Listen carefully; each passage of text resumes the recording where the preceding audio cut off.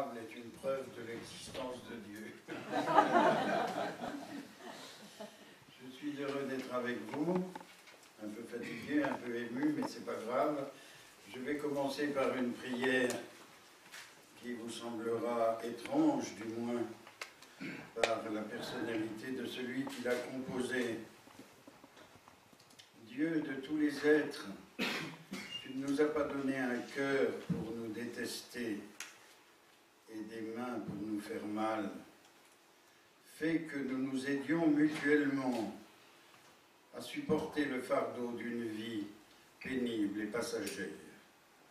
Puissent tous les hommes se souvenir qu'ils sont frères, qu'ils aient en horreur la tyrannie exercée sur les âmes. Ne nous déchirons pas les uns les autres. Employons l'instant de notre existence à bénir également en 1000 langages ta tendresse que tu nous as donnée. Voltaire. Oui, il mérite l'applaudissement.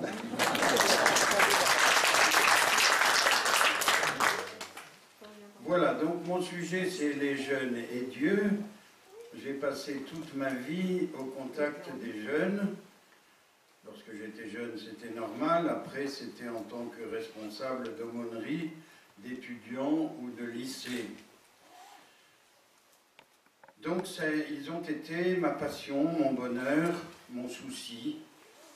Ça n'a pas toujours été rose. Il y a eu des années à moule, des années à crabe.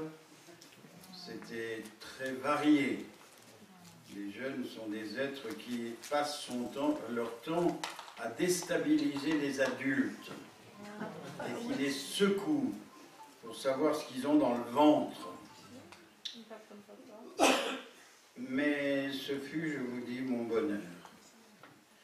Ils ont des allergies par rapport aux religions et je dirais, je les comprends. J'ai eu les mêmes. Allergie à un Dieu teigneux, à un Dieu dénicheur de coupables, à un Dieu qui passe son temps à humilier l'homme. Et donc, je suis heureux d'avoir découvert un jour, à l'âge de 22 ans, un Dieu de tendresse, qui n'était que tendresse et miséricorde, un Dieu qui se mettait à genoux devant 12 mecs qui puaient le poisson pour leur laver les pieds, un Dieu qui accueillait les prostituées alors qu'il savait très bien qu'on allait le traiter d'ami des prostituées. J'ai failli employer un autre mot. Un Dieu qui révèle le plus profond de son mystère à une femme qui en est à son 6e bonhomme. Bref, toutes les pages de l'Évangile étaient pour moi une révélation extraordinaire. Le terrain avait été largement préparé par mes amis musulmans lors de 2 années passées en Afrique, au Burkina Faso, et mes meilleurs amis étaient musulmans, et je peux affirmer que je n'ai jamais rencontré un musulman de ce pays sans qu'il me parle de Dieu au bout d'1 heure. Et donc, cette contemplation, cet émerveillement de Dieu sous les étoiles d'Afrique, pendant ces nuits extraordinaires, j'ai été saisi au cœur. Plus tard, j'avais déjà eu un contact avec la religion bouddhiste à l'âge de 17 ans, où j'avais été choisi pour être traducteur, disons celui qui est en contact et qui traduit la délégation de Birmanie au rassemblement scout de 1947 qui s'appelait le Jamboree de la paix. Donc là, je me sens à l'aise dans un milieu, mouvement, comment on appelle ça? On ne dit pas club, hein, un lieu de rencontre en tout cas, une fraternité.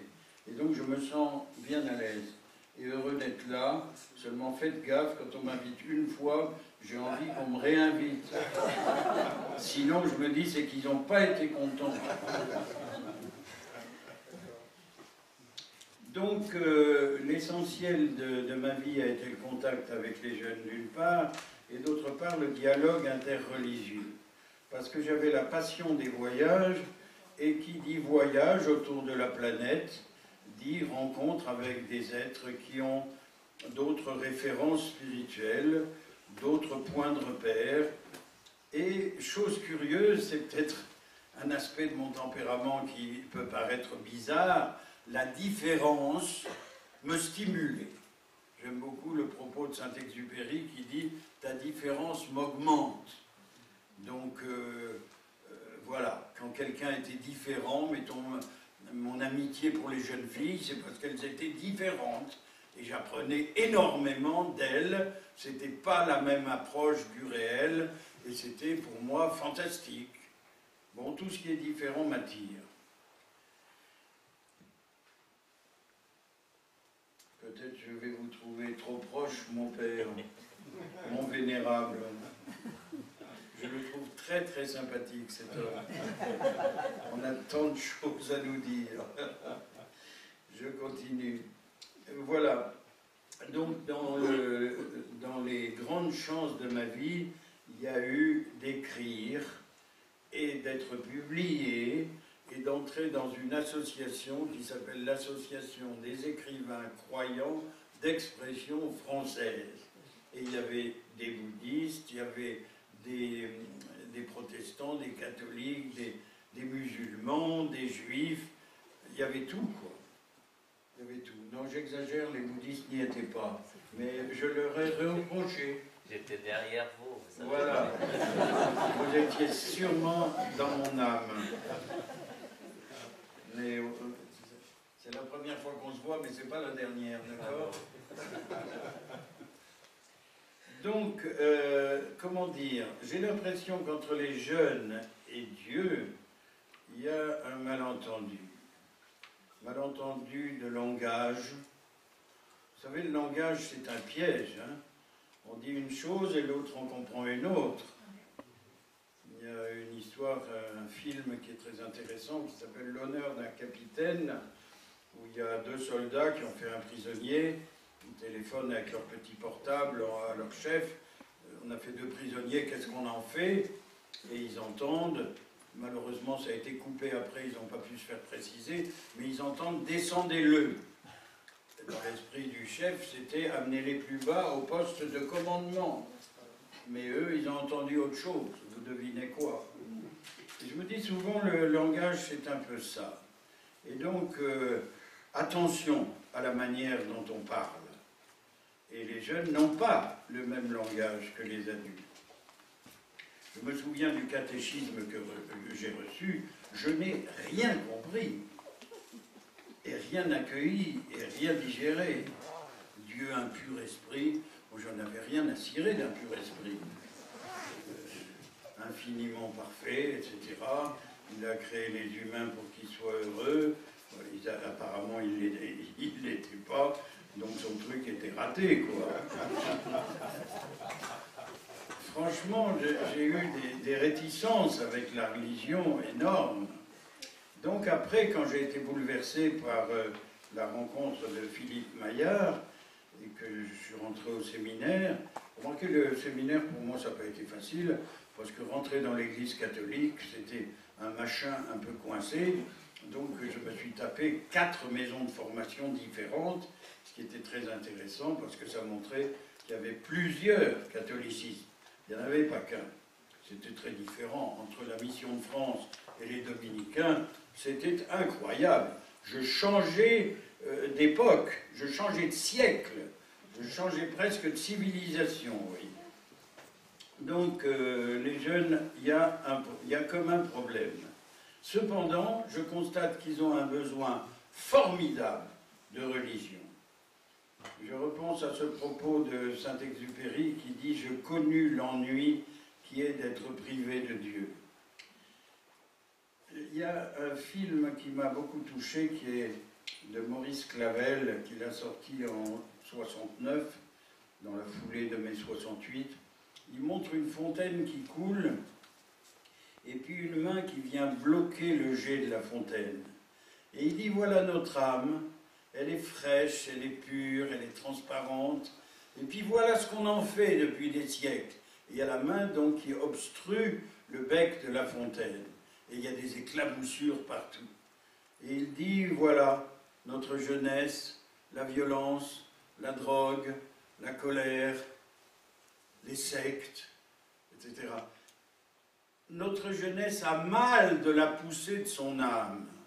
Et cette phrase résonne en moi en permanence, et je pense que ce journaliste, Maurice Clavel, a vu juste.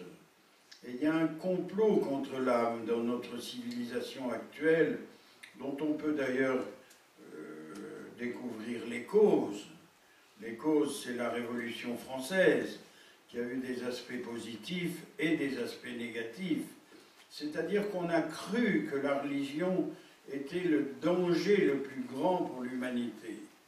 C'était pas faux, c'était les contrefaçons religieuses qui étaient le danger le plus grave.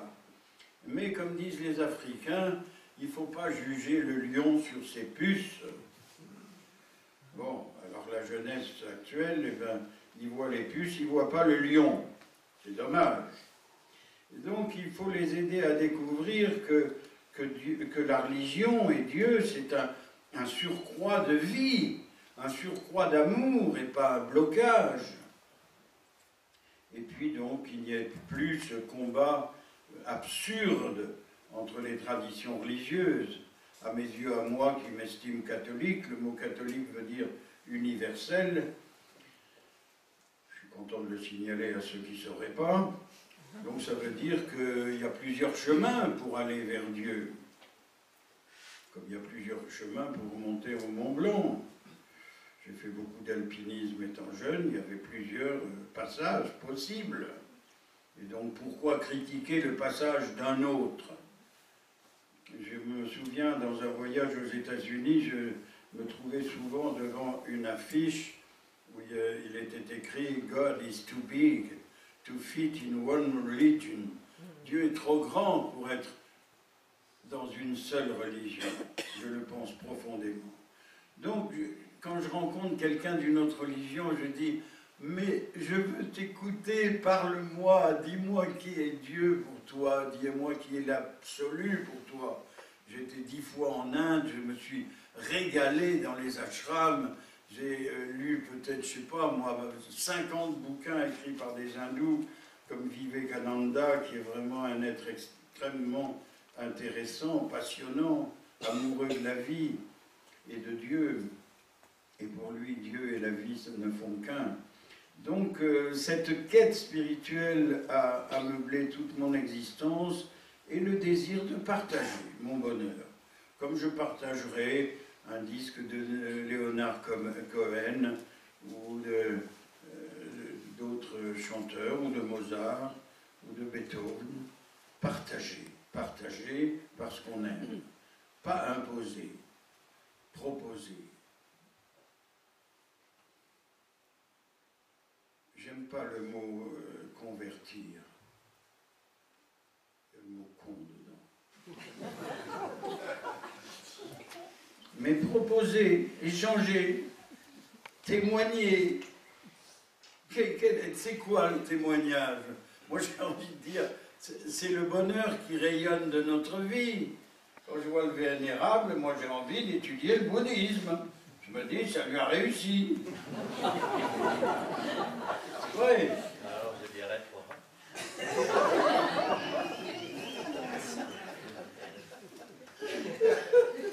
C'est tout à l'heure que vous causez. Hein.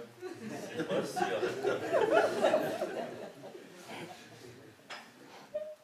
Aïe, aïe, aïe. Donc, je suis passé d'un Dieu de vengeance à un Dieu de pardon, d'un Dieu de censure à un Dieu de liberté, d'un Dieu garde-fou à un Dieu de risque, d'un Dieu ennemi de la vie à un Dieu amoureux de la vie. J'aime beaucoup les propos de Nietzsche, lorsqu'il dit « Je croirais en leur sauveur s'ils avaient des têtes de sauvés ». Quand je vois des fois la tête des gens qui sortent de la messe, je me demande pourquoi ils s'étonnent que leurs enfants n'ont aucune envie d'y aller. Mais c'est vrai, l'être humain est intelligent, il va vers ce qui le rend vivant, vers Dieu. Moi, tous les matins, dans ma prière immédiate au réveil, c'est « Mon Dieu, je vais essayer de te faire honneur aujourd'hui. » Si Dieu est notre Père, quel est le bonheur d'un Père? Moi qui ne le suis pas selon la biologie, mais selon la spiritualité, le plus grand bonheur, c'est que l'autre se réalise, que l'autre soit le plus vivant possible, que l'autre exprime le mieux cette originalité extraordinaire qu'il est. Chaque être vivant est un miracle absolu. Et donc l'amour d'un père, c'est « réalise-toi, mon enfant, deviens qui tu es ». Chacun de nous, disait Saint-Exupéry, est un seigneur endormi qu'il importe de réveiller de sa gangue. Et donc tant de nos contemporains autour de nous sont des seigneurs endormis. J'aime bien cette idée de l'âme humaine comme un diamant qui est enfermé dans une gangue et il faut l'ouvrir. Je vous ai cité Voltaire, je vais vous citer Marguerite Yourcenar, qui est pour moi une grande bonne femme, grand écrivain. Elle fait parler un moine du XVIe siècle dans le roman L'œuvre noire. Et le moine dit ceci: peut-être nous nous sommes trompés. Peut-être Dieu n'était qu'une petite flamme entre nos mains qu'il importe de ne pas laisser s'éteindre. Comment l'avons-nous vu quand il est venu sur notre terre? Comme un petit enfant fragile, à la merci des courants d'air. Comme un vagabond sur la route, qui n'a même pas une pierre sur laquelle poser sa tête. Comme un pendu à un carrefour sur lequel on crache.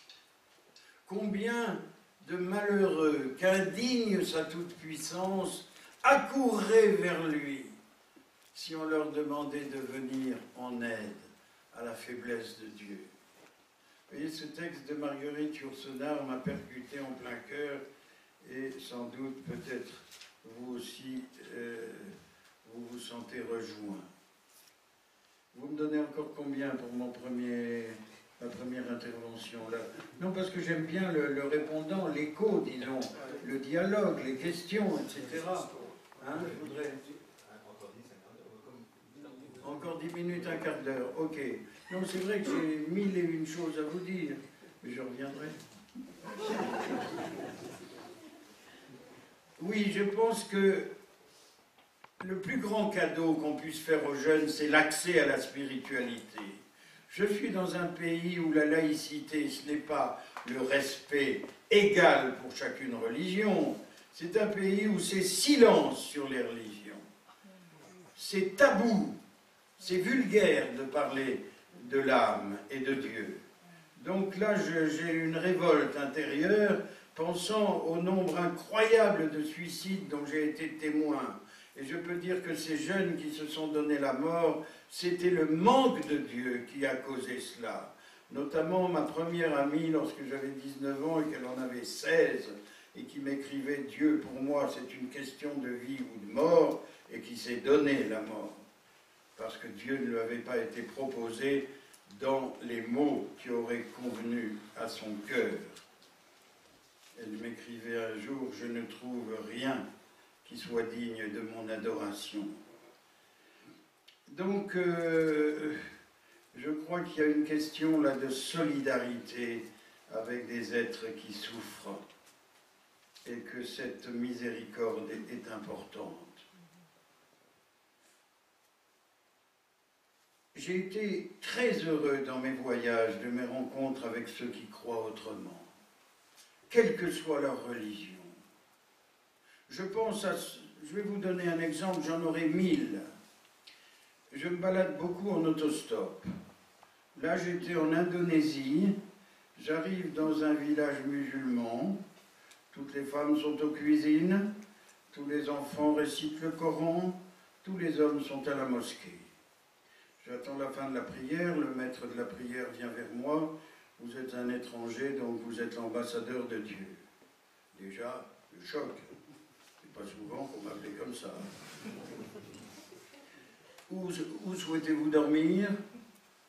Dans le haut-vent de la mosquée, à l'école, chez quelqu'un, chez moi?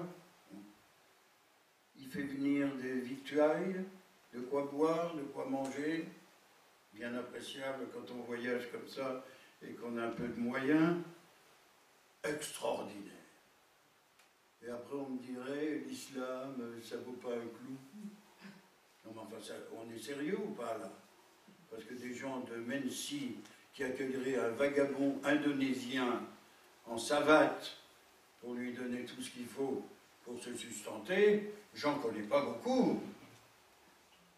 Et je pourrais raconter ça sur tous les pays où j'ai été et toutes les civilisations que j'ai fréquentées. Vraiment. Vraiment. J'étais à Bénarès, je vais me baigner dans le Gange, on m'avait dit que ça purifiait de tous les péchés, j'en avais besoin. Je plante mes affaires dans une cachette que je croyais bonne, je sors de là, plus de vêtements, plus de godasses, plus d'argent, plus de passeport, plus rien. Me voilà réduit à ma plus simple expression, en slip. Je traverse Bénarès à la grande joie des petits et des grands, et je cherche un curé, forcément, puisque j'appartiens à une grande internationale, il doit bien y avoir un curé quelque part. J'en trouve un qui ne veut pas me voir. Shocking! Qu'est-ce que c'est que ça? Un Européen à poil, mais c'est pas vrai. Alors je lui dis que je suis prêtre, il s'arrache les cheveux. Prouvez-le! Prouvez-le! Il n'y a même pas écrit éminence sur mon slip.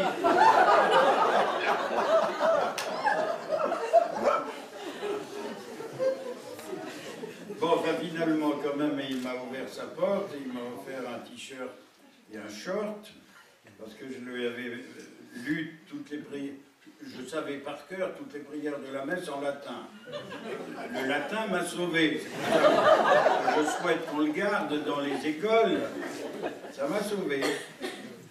Mais alors, que dans le train, le contrôleur à qui je raconte cette histoire, au lieu de me foutre en l'air à la prochaine gare, me fasse un mot, cet homme est en difficulté, aidez-le, je vous prie, et le tampon des chemins de fer, ça faut le faire quand même. Bon, ça c'est une religion, ce qu'il y avait dans son cœur, même s'il est athée, parce que très souvent j'ai constaté que des athées étaient plus religieux que ceux qui se disaient religieux.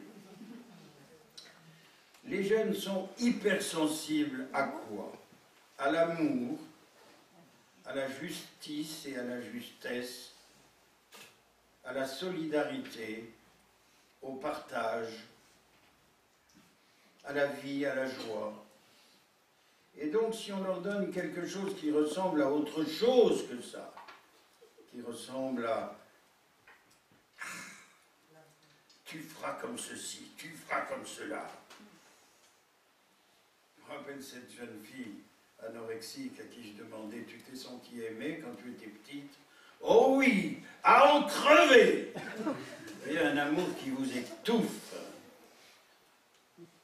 Ces jeunes qui me disent « Est-ce que je peux pardonner à mes parents de m'avoir mis au monde ?»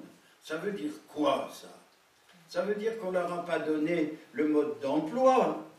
On les met au monde et puis on leur dit « Démerdez-vous ». C'est pas sérieux, cette histoire-là. Il faut partager des raisons de vivre. Est-ce qu'on peut vivre en pensant qu'on vient de rien et qu'on va vers rien? Et qu'entre deux riens, on serait quelque chose? Ce serait bizarre quand même. Donc je crois que la religion est d'une importance souveraine. Voilà, je termine mon petit exposé initial par une citation de Saint-Exupéry qui a provoqué ma vocation. C'est la suivante. Un cheikh musulman du livre Citadelle prononce cette phrase: « À la tête de ma cité, j'installerai des poètes et des prêtres, ils feront s'épanouir le cœur des hommes. Mon plus grand désir est que vous vous épanouissiez, c'est pour ça que j'existe. »